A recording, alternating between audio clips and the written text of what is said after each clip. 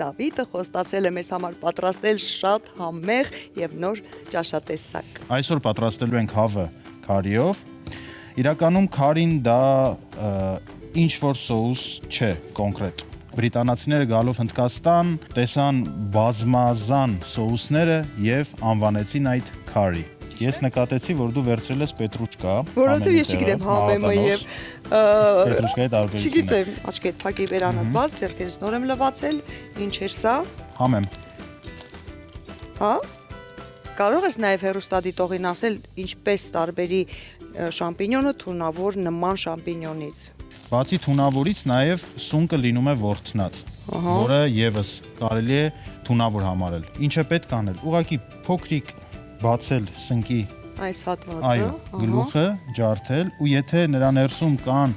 մանր փոսիկներ, իսկ եթե մոտիկ լավ չես տեսնում, ուրեմն պետք է չգնալ սունկ հավաքելու, ավելի լավ է նստել տանը։ Անջատեք բոլոր տեսախցիկները, բերեք շերեփը։ Ինչ ամով էր։ Քաղցր շաբաթ համեղ կիրակի